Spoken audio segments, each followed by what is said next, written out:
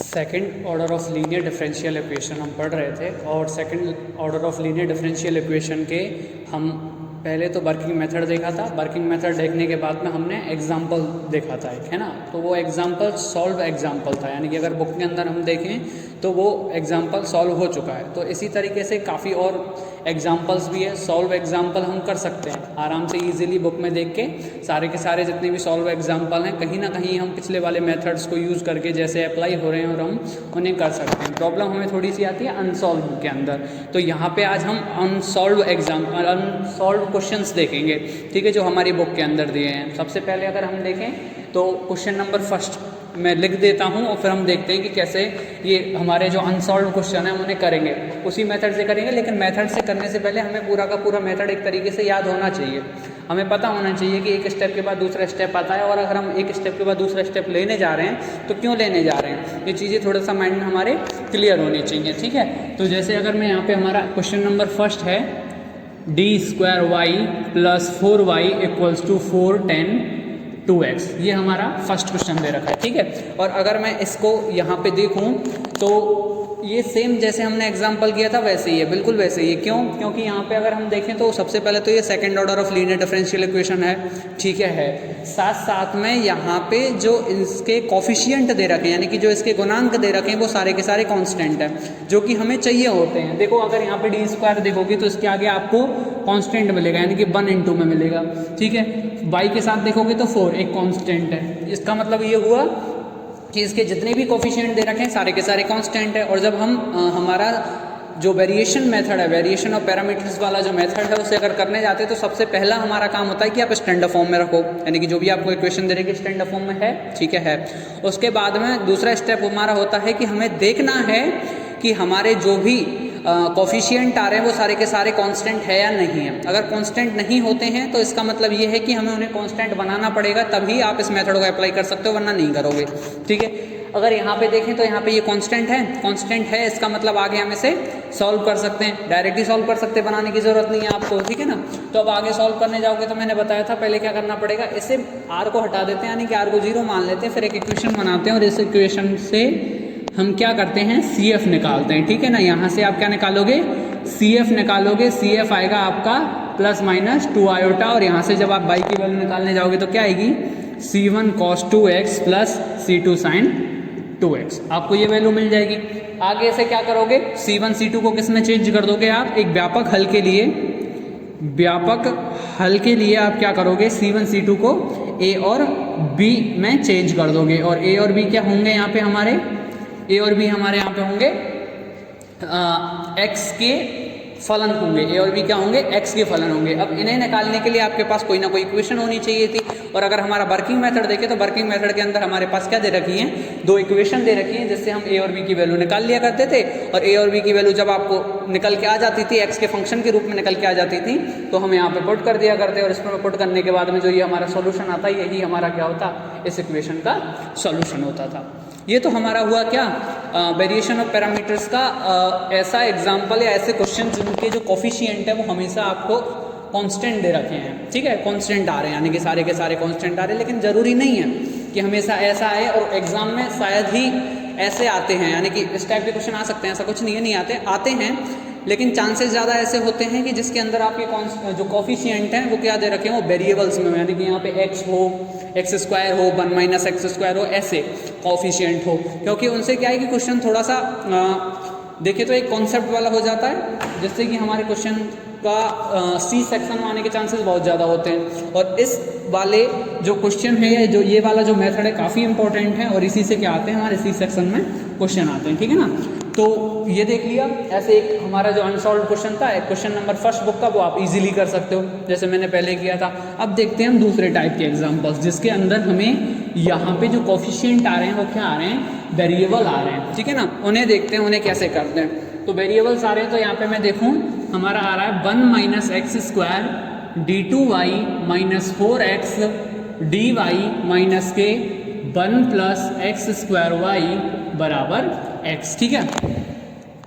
हमारी ये क्या दे रखी है, एक डिफरेंशियल इक्वेशन दे रखी है, और इस डिफरेंशियल इक्वेशन के लिए आपसे बोला गया है कि आप इसे सॉल्व करो, और सॉल्व करके क्या लेके आओ, इसका आंसर लेके आओ या सोल्यूशन लेके आओ, लेकिन आपको पर्टिकुलरली दिया गया है कि आप इसे वेरिएशन ऑफ पैरामीटर्स BOP, मैं डायरेक्ट ही शॉर्ट फॉर्म में लिख रहा हूँ, BOP मेथड से आपको क्या करना है, इसे सॉल्व करना है, ठीक है ना। BOP मेथड से आपको इसको सॉल्व करना है, आपको पर्टिकुलरली दे रखा है, और अगर नहीं देता है एग्जाम में कि आप BOP से सॉल्व कीजिए, तो आप किसी भी मेथड से, अब तक जो 4 मेथड पढ़ते हुए आए हैं, जो भी आपको बेस्ट लगे, जो भी आपको आता है अच्छे से कि हाँ ये क्वेश्चन हो सकता है, उससे कर लेना है, ठीक है। लेकिन पर्टिकुलरली बोलता है तो ये मेथड लगाना ही पड़ेगा, ठीक है। अब हम लगाएंगे, कैसे लगाएंगे, तो सबसे पहला स्टेप होता है कि हमारी जो भी इक्वेशन दे रखी है एक स्टैंडर्ड फॉर्म में होनी चाहिए। स्टैंडर्ड फॉर्म में अगर देखो तो ये स्टैंडर्ड फॉर्म में नहीं है, क्योंकि स्टैंडर्ड फॉर्म क्या होती है, d2/dx2, अगर यहाँ पे d दे रखा है तो d फॉर्म में लेके चलते हैं कि capital D² y plus P dy plus QY बराबर R करके, है ना। यहाँ पे इसके साथ में कोफिशिएंट होता है 1 plus PD y plus QY बराबर में R, इस फॉर्म में होती है, ठीक है ना। तो उस फॉर्म में लिखना पड़ेगा ऐसे, यानी कि इसका जो कोफिशिएंट होता है, जो हाईएस्ट डेरिवेटिव होता है, 2 बार जहाँ अवकलन हो रहा होता है उसका जो कोफिशिएंट होता है वो हमारा 1 होता है, वो बनाना पड़ता है। तो 1 अगर मैं कोफिशिएंट बनाने जाऊँ तो इसका मतलब इसे क्या करना पड़ेगा, 1 माइनस x² का मुझे दोनों साइड में भाग देना पड़ेगा, ठीक है ना।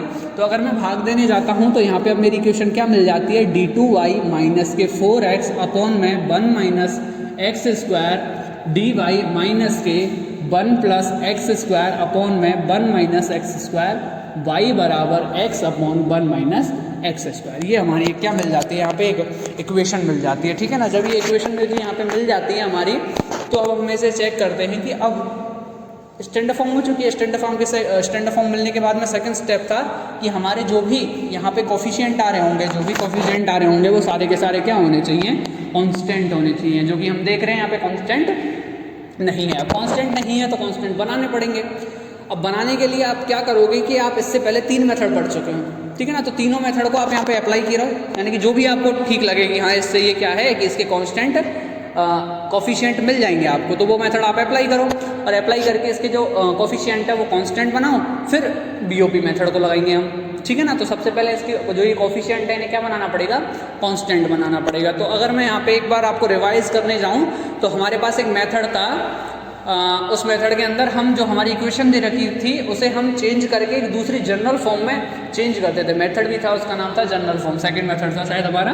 तो उसके अंदर हम क्या करते, d2b upon dx2 plus IB equals to s के रूप में हम उसे क्या कर दिया करते थे, चेंज कर दिया करते थे। करते या नहीं करते, ये हमारी एक जनरल फॉर्म हुआ करती थी और इसमें हम इसे बना लिया करते, यानी कि जो हमारा y था उसे चेंज करके हम किस में ले आते, B में ले आया करते थे। तो ये हमारा फॉर्म होती थी। तो इस फॉर्म में लाने के लिए, यानी कि अगर आप यहाँ पे देखोगे कि I मेरा ऐसा आए कि वो कांस्टेंट हो जाए, अगर I मेरा यहाँ पे कांस्टेंट हो जाता है तो कहीं ना कहीं ये पूरा कांस्टेंट कोफिशिएंट वाली डिफरेंशियल इक्वेशन बन जाएगी या नहीं बन जाएगी, बिल्कुल बन जाएगी, और जो वो ही हमें चाहिए। तो इसका मतलब अब हम यहाँ पे कौन सा मेथड लगाएंगे, वो हमारा सेकंड मेथड है जनरल फॉर्म वाला, ठीक है ना।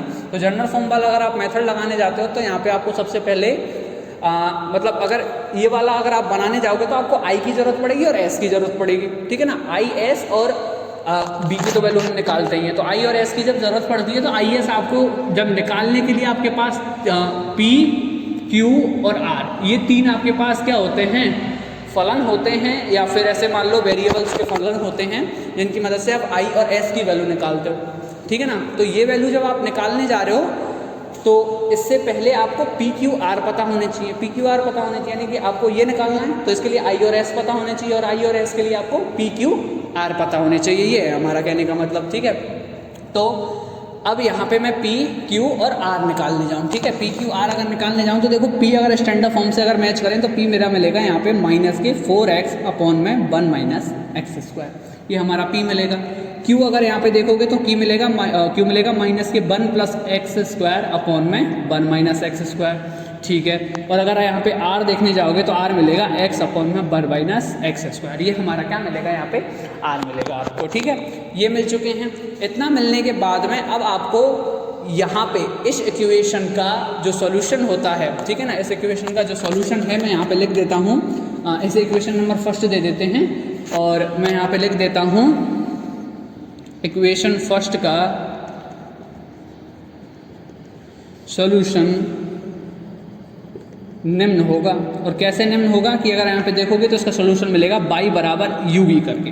ठीक है, बाई बराबर यू वी करके आपको क्या मिलेगा, इसका सॉल्यूशन मिलेगा। यहाँ आप यू तो निकाल सकते हो, यू के लिए आपके पास फॉर्मूला है ए की power -1/2 integration p d x करके, आप यू निकाल सकते हो।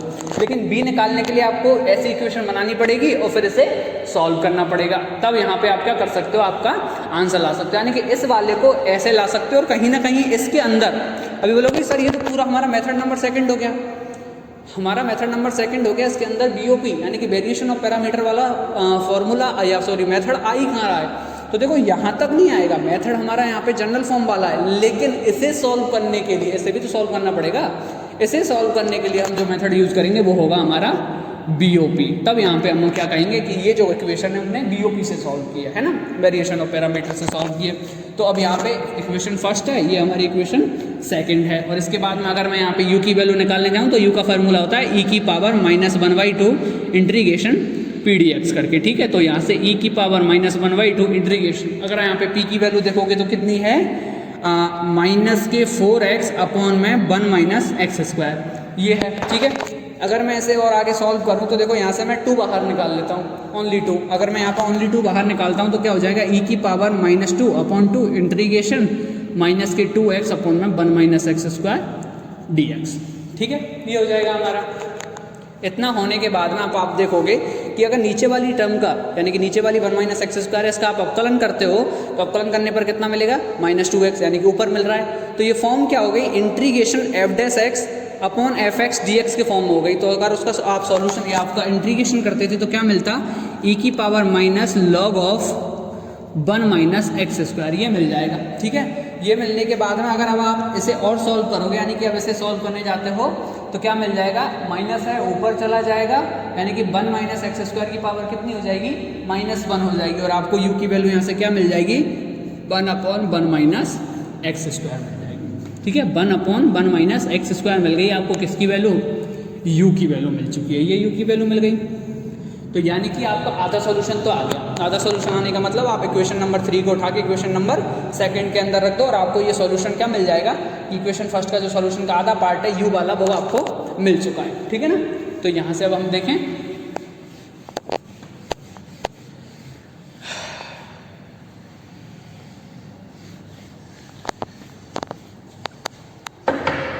तो यहाँ से लिखोगे आप इक्वेशन 3 से मान इक्वेशन सेकंड में रखने पर, और अगर आप रखते हो तो क्या मिलेगा, बाई बराबर 1/1 - x² इंटू बी। अब इसे कैपिटल बी में चलने देता हूँ क्योंकि उसे मैं स्मॉल में बना दूंगा। ठीक है ना, तो इसे कैपिटल में चलने देते हैं ना, और यू तो रहने दो, यू कोई बात नहीं, यू तो एज इट इज़ रहेगा, या फिर मैं चलो ठीक है ऐसे स्मॉल में ही रहने देते हैं, चलो कोई नहीं ऐसे स्मॉल में रहने देते हैं, उसे कैपिटल में कर लेंगे।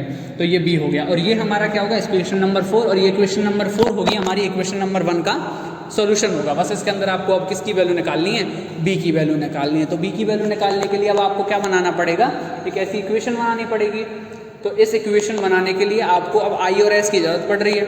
आई और एस की ज़रूरत पड़ रही है तो आपको आई और एस निकालने पड़ेंगे। ठीक है ना, जब आपको आई और एस की ज़रूरत पड़ रही है और आई और एस आपको निकालना पड़ेगा तो आई और एस निकालने के लिए आपके पास फॉर्मूला होना चाहिए। ठीक है ना, तो अब यहाँ पे लिख सकते हो, अब आई इक्वल्स टू, यहाँ पे आई इक्वल्स टू अगर आप निकालने जाओ तो क्या हो जाएगा, Q माइनस 1/4 p² माइनस के 1/2 dp अपॉन dx। ये हमारी वैल्यू किसकी होगी, ये हमारी वैल्यू हो जाएगी आई की वैल्यू हो जाएगी। और इससे आप क्या निकालोगे, आई निकालोगे और इस इक्वेशन के अंदर पुट कर दोगे। ठीक है ना, तो अब आई अगर निकालने जाऊँ तो Q की वैल्यू देखो, यहाँ पे Q की वैल्यू कितनी होनी चाहिए। अब देखो ये Q, I और R दोबारा मुझे इनकी ज़रूरत पड़ेगी तो मैंने लिख लेता हूँ साइड में। ठीक है ना, तो मैं यहाँ लिख लेता हूँ, जैसे P की वैल्यू अगर देखें तो -4x अपॉन 1 - x², Q की वैल्यू देखोगे तो -1 + x² अपॉन में 1 - x² और R की वैल्यू अगर देखोगे तो हो जाएगी हमारी x अपॉन 1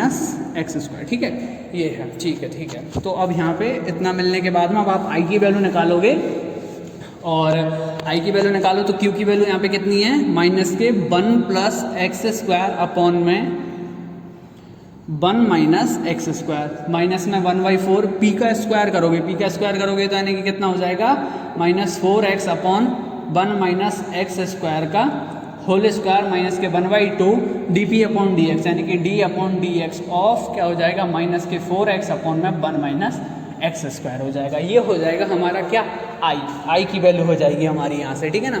और जब आप आई की वैल्यू निकालने जाओगे तो देखो मैं अगर इसे सॉल्व करने जाऊँ तो होने को तो काफ़ी बड़ा हो जाएगा और इजी है, वैसे सॉल्व करने में कोई बड़ी बात है नहीं इसके अंदर। तो आप बैठ के आराम से यहाँ पे वीडियो को थोड़ा सा पॉज करना और इसे क्या करना सॉल्व करना। और मैं यहाँ पे आई की वैल्यू डायरेक्ट ही लिखने जा रहा हूँ और आई की वैल्यू अगर मैं यहाँ पे डायरेक्ट लिखता हूँ तो आई की वैल्यू मुझे मिलेगी यहाँ पे 1। कितनी मिलेगी 1 मिल जाएगी, ठीक है ना। तो आपको आई की वैल्यू मिल चुकी है, यहाँ से आप इसे सॉल्व कर लेना और 1 ही आएगी, ठीक है। क्योंकि मैं यहाँ पे इसलिए नहीं कर रहा हूँ क्योंकि वीडियो काफ़ी लेंथी हो जाएगी फिर मैं इसे सॉल्व करने जाऊँ और यहाँ पे ज़्यादा कुछ है नहीं, प्लस माइनस है, यहाँ पे ज़्यादा से ज़्यादा डिफरेंशिएशन है हमारा, ठीक है। तो आई की वैल्यू हमारी कितनी मिल गई 1 मिल चुकी है। इसके बाद में अब हमारे पास होनी चाहिए एस की वैल्यू।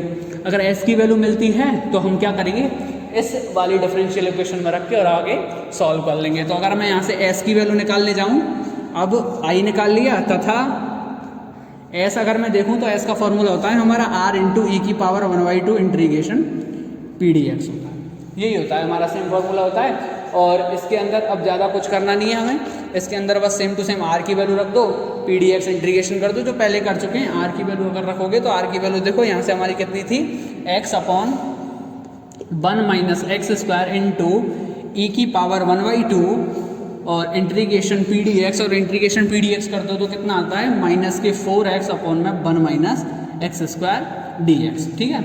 ये आ गया हमारा। आगे अब इसे सॉल्व करते हो तो देखो सॉल्व करोगे तो कितना आएगा x upon 1 minus x square तो एज इट इज रहेगा, इसमें कोई चेंज होने वाला है नहीं, ठीक है। आगे अगर यहाँ पे मैं देखूँ तो 2 को बाहर निकाल लेता हूँ, 2 को बाहर निकालो तो इस 2 से यानी कि 2 यहाँ पे आ जाएगा, अंदर क्या रह जाएगा माइनस के 2x, 2 और 2 हो जाएंगे हमारा 1। तो डायरेक्ट में क्या कर देता हूँ ई की power integration minus 2x upon में 1 minus x square D x. नीचे वाले का जो डिफरेंशिएशन है वो ऊपर दे रखा है तो लॉग ऑफ क्या हो जाएगा लॉग ऑफ एफ एक्स वाले फॉर्मूले से हमें मिल जाएगा और क्या हो जाना चाहिए x upon 1 minus x square इन 2 में, और ये हो जाएगा हमारा लॉग ऑफ ई की पावर लॉग ऑफ, ऐसे हो जाएगा ई की power log of 1 minus x square, और इससे क्या आ जाएगा हमारा x upon 1 minus x square into 1 minus x square, और ये कैंसिल आउट होके क्या हो जाएंगे आपस में x आ जाएगा। यानी कि आप यहाँ से यदि s की वैल्यू देखो तो कितनी आ चुकी है x आ चुकी है। तो i की वैल्यू आई हमारी 1, s की वैल्यू है हमारी x। i और s की अगर वैल्यू हमें मिल चुकी है तो अब क्या करोगे, अब इस वाली जनरल फॉर्म के अंदर इसे क्या कर दोगे पुट कर दोगे, ठीक है ना। अगर हम जनरल फॉर्म देखें तो इक्वेशन फर्स्ट की जनरल फॉर्म में अगर हम क्या करेंगे i और s का मान रखेंगे तो अब हम जनरल फॉर्म निकाल सकते हैं, ठीक है ना। तो जनरल फॉर्म अगर मैं निकालने जाऊँ तो कैसे लिखोगे, i निकाल चुके हैं, ठीक है, i निकाल चुके हैं और s निकाल चुके हैं। अब ये वाली जनरल फॉर्म हमारी यहाँ आ जाएगी। तो अब क्या लिखोगे, अब तथा तो जनरल फॉर्म क्या हो जाएगी हमारी d2b upon dx2 plus i। अब देखो इसे ना मैं कैपिटल B में लेके चल रहा हूँ, b equals to s। i और s की अगर वैल्यू रखोगे तो क्या आ जाएगा d2b upon dx plus b equals to, और s की वैल्यू कितनी हो जाएगी x हो जाएगी। अब इस वाली इक्वेशन को देखो, अब तक शायद मैंने 4 दे दिया था, इसे दे देता हूँ मैं 5। इक्वेशन नंबर कितनी दे देते हैं, इसे 5 दे देते हैं। तो अब ये हमारी इक्वेशन देखोगे तो कहीं ना कहीं ये वाली इक्वेशन हमारी किससे मैच हो रही है, ऐसी इक्वेशन या ऐसी second order linear differential equation जिसके जो कोफिशिएंट है वो कितने हो कांस्टेंट हो। मिल रही है या नहीं मिल रही, अगर ऐसा मिलता है तो अब आप क्या करोगे बीओपी वाला मेथड लगाओगे। यानी कि अब तक तो आपने कौन सा मेथड लगाया, जनरल फॉर्म वाला लगाया, जिससे आपने क्या किया उसके जो कोफिशिएंट थे वो हमारे कांस्टेंट नहीं थे, उन्हें किस में बना दिया कांस्टेंट बना दिया। अब जो हमारे क्वेश्चन में बोला गया है कि आप क्या करो इसके अंदर बीओपी मेथड लगाओ, तो इसके अंदर आप क्या करोगे हमारा बीओपी मेथड लगाएंगे। तो बीओपी मेथड लगाने के लिए आप क्या करोगे, यहाँ से r को कर देंगे 0, यानी कि ये वाली जो इक्वेशन यानी कि जो x होता है हमारा उधर की तरफ RHS साइड में जो भी टर्म होती है उसे क्या कर देते हैं 0 कर देते हैं। और जब 0 कर देंगे तो आपको क्या मिल जाएगा d² plus 1b equals to x। ऐसे बना लेते हैं। देखो अभी मैं यहाँ पे दोबारा वो r और वो दोबारा रिपीट करूँ ना तो थोड़ा सा अलग हो जाएगा, वो r है तो इसे r1 देना पड़ेगा, थोड़ी अलग अलग चीज़ें करनी पड़ेंगी, है ना। तो थोड़ा सा इजी वे में चलते हैं। यहाँ से मैं डायरेक्ट ही अगर सी एफ निकालने जाऊँ तो देखो सबको पता होना चाहिए, यहाँ से ऐसे 0 के बराबर रखोगे, 0 के बराबर रखोगे तो एक उधर की तरफ जाएगा और क्या मिलेगा हमारा, ऐसे मिल जाएगा आपको क्या, डी स्क्वायर बराबर -k1 और डी यहाँ से क्या आ जाएगा प्लस माइनस आयोटा मिल जाएगा, ठीक है। तो डी स्क्वायर जब आपको प्लस माइनस आयोटा मिल रहा है तो यहाँ से अगर आप सी एफ निकालोगे तो क्या होना चाहिए, C1 cos x plus C2 sin x, ठीक है ना। ये आपका सी एफ मिल रहा है और जब आपका ये सी एफ मिलता है तो इससे आप आगे वेरिएशन ऑफ पैरामीटर्स के अंदर जो आपका व्यापक हल होता है, क्या होता है, व्यापक हल होता है, वो क्या होता है। अब देखो यहाँ पे जब y होता था तो y बराबर करके आया करता था, यहाँ पे b है यानी कि जो परतंत्र चर है हमारा वो अगर b है तो जो हमारा व्यापक हल है क्या आएगा, b बराबर C1 को किस में चेंज कर देते थे, a के अंदर a cos x plus b sin x, ऐसे चेंज कर दिया करते थे, ठीक है। इसे दे देंगे इक्वेशन नंबर 6, इसे कितना दे देंगे, इक्वेशन नंबर 6 दे देंगे। और इक्वेशन नंबर 6 को अगर आप 6 के अंदर आप क्या करोगे, a और b की वैल्यू रखोगे तो आपको पूरा का पूरा b का मान मिल जाएगा। और जब b का मान आपको मिल जाता है तो एक इक्वेशन याद करो, आपने एक इक्वेशन लिखी होगी y बराबर u इंटू वी, जहाँ u की वैल्यू आप रख चुके हो, ठीक है। u की वैल्यू रखने के बाद में आपको किसकी वैल्यू रखनी है, उसके अंदर b की वैल्यू रखनी है, जो कि यहाँ से रख दोगे तो हमारी जो इक्वेशन है उसका पूरा का पूरा जो आंसर है वो आ जाएगा और हमारा क्वेश्चन यहाँ पे खत्म हो जाएगा, ठीक है ना। तो आपको a और b निकालना है सबसे पहले तो a और b अगर आप निकालने जाओगे तो आपके पास इक्वेशन होनी चाहिए जो कि वेरिएशन ऑफ पैरामीटर्स के अंदर दे रखी होती है। कौन कौन सी, पहली होती है हमारी dA/dx इंटू यू देखो ये वाली जो फॉर्म है हमारी किसके समान है, अगर देखोगे तो b बराबर AU प्लस, अब देखो u पहले ही आ रहा है, u पहले ही आ रहा है तो मैं उससे मैच करके नहीं बताऊंगा कि यहाँ पे लिख दूँ ऐसे नोटेशन की तरह, क्योंकि फिर ये सेम हो जाएंगी चीज़ें, है ना। तो AU प्लस BB इस फॉर्म वाली होनी चाहिए, ठीक है ना। तो इस फॉर्म के लिए आपको ऐसे ही इसे लिखना पड़ेगा। तो u अगर देखोगे तो कितना है हमारा cos x plus dB/dx, sorry कितना हो जाएगा dB/dx और cos x का कितना हो जाएगा sin x बराबर 0। एक तो हमारी इक्वेशन हुआ करती थी, इसे दे देंगे इक्वेशन नंबर 7। और एक इक्वेशन होगी हमारी कौन सी वाली कि dA/dx इंटू में u और b आ गए, u और b जो ये वैल्यू है u की यहाँ, b की यहाँ। अगले में जो हमारी इक्वेशन होती थी वहाँ होता था du/dx और dB/dx, है ना। तो du/dx करोगे तो देखो cos x का करोगे तो कितना हो जाएगा -k sin x plus dB/dx, और sin x का करोगे तो यहाँ पे देखो dB/dx आना चाहिए, यानी कि sin x का x के रेस्पेक्ट में करोगे तो क्या हो जाएगा cos x बराबर में, और यहाँ पे कितना है हमारा बराबर में r हुआ करता था। तो इस वाली इक्वेशन के अंदर r कितना है x, तो कितना आ जाएगा x आ जाएगा, और इसे दे देंगे इक्वेशन नंबर 8, ठीक है ना। इसे कितना दे देते हैं, इक्वेशन नंबर 8 दे देते हैं। तो अब क्या करेंगे, इक्वेशन नंबर 7 और इक्वेशन नंबर 8 को सॉल्व करेंगे और किसके अंदर पुट करेंगे, मतलब सॉल्व करेंगे और a और b की वैल्यू निकालेंगे, a और b की वैल्यू निकाले के किसके अंदर पुट करेंगे, इक्वेशन नंबर 6 के अंदर पुट करेंगे, ठीक है ना। तो यहाँ से मैं अभी b को भी लिख देता हूँ क्योंकि मुझे आगे इसकी ज़रूरत पड़ेगी। तो cos ax plus b sin x, ठीक है। अब यहाँ से 7 और 8 को अगर मैं सॉल्व करने जाऊँ,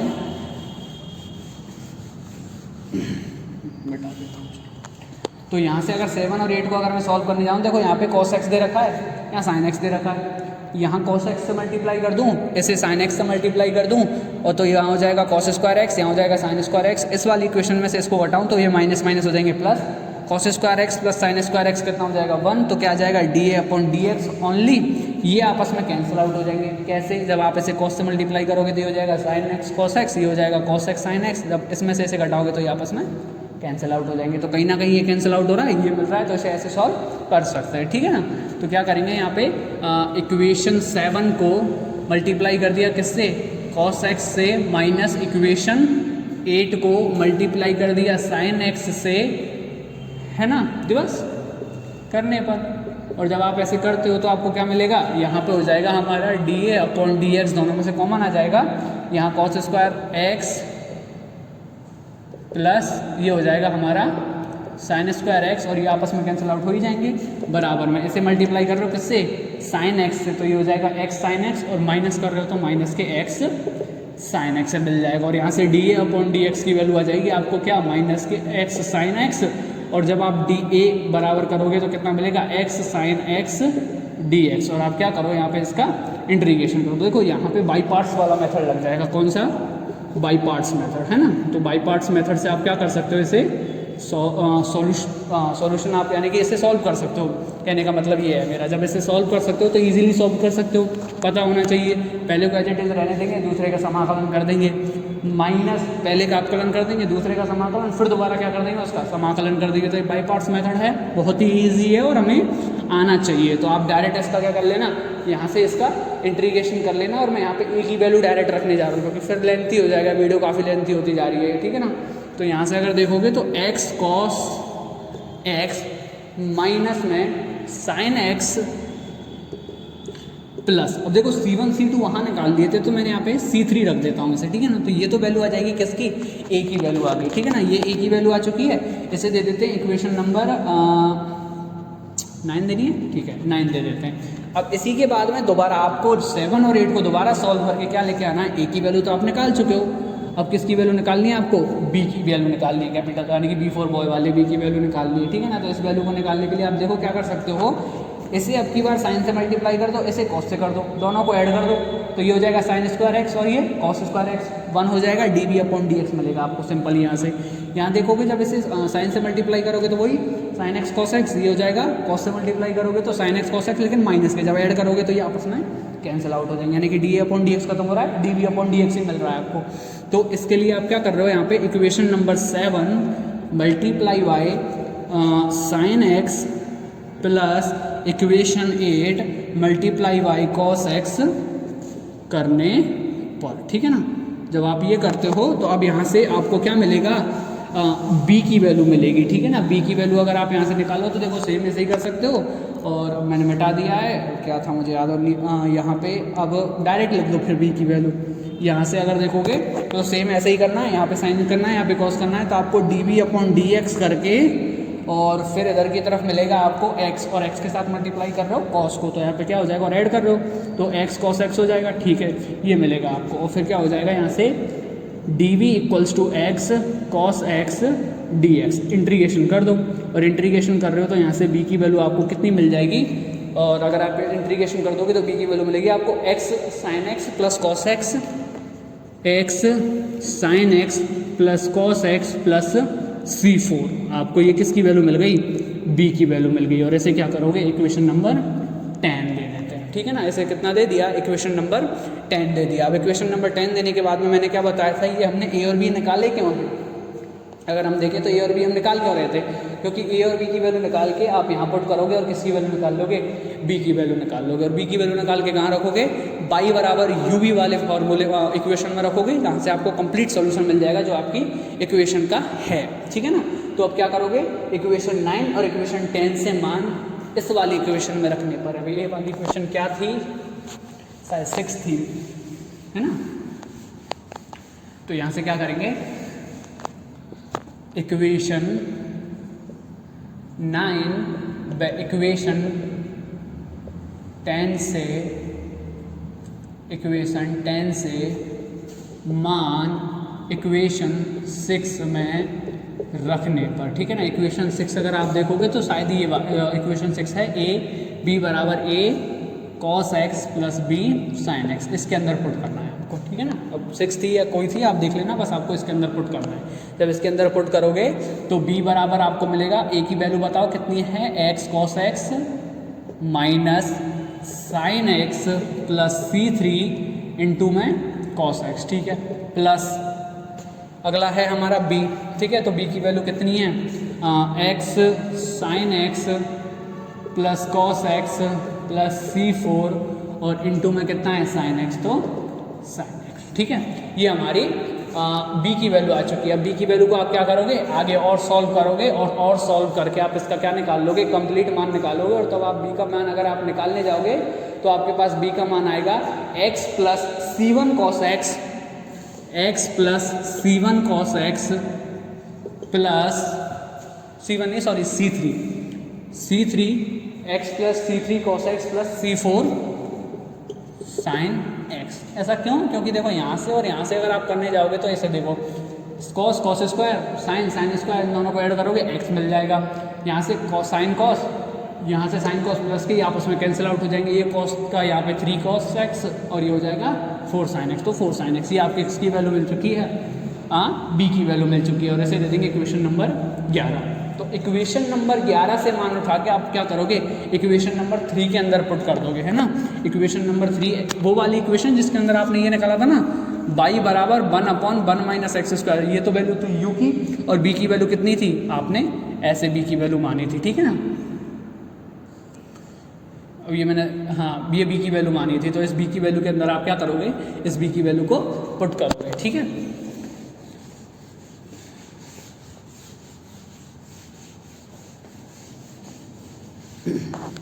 तो अब अगला क्या है, इक्वेशन नंबर 11 से मान इक्वेशन 3, और 3 का मतलब ये है कि हम किसके अंदर पुट कर रहे हैं, y बराबर 1 माइनस एक्स स्क्वायर, y बराबर 1 minus x square into b में रखने पर, इसके अंदर आप क्या कर रहे हो, मान रख रहे हो। जब आप इसके अंदर मान रखते हो तो आपको क्या मिलेगा, y बराबर 1/1 माइनस एक्स स्क्वायर इंटू में b की वैल्यू देखो कितनी आई है, x plus c3 cos x plus c4 sin x। आया नहीं आया, और यही हमारा क्या है, हमारी इक्वेशन नंबर फर्स्ट, जो हमारी पहले हमारे क्वेश्चन में पूछी गई है ना, जो हमारी क्वेश्चन से पूछा गया कि आप इसे सॉल्व करो, उसका सॉल्यूशन है। तो क्या लिख सकते हो, इक्वेशन 12 इक्वेशन फर्स्ट का सॉल्यूशन है, और यही हमारा क्या हो जाता है, ये क्वेश्चन खत्म हो जाता है, यही निकालना होगा, ठीक है। तो ऐसे करना होता है, काफ़ी बड़ा है लेकिन इससे नंबर भी हमें काफ़ी मिलते हैं। तो एक बार ये देख लिया है अच्छे से, और समझ लेना है ऐसे ही एग्जाम्पल। अब ये क्वेश्चन समझ के अब एग्जाम्पल वाले क्वेश्चन उठाने और उन्हें करके देखना है कि वो हो रहे हैं या नहीं हो रहे। करना जहाँ अटक रहे हो वहाँ देख लो कि अच्छा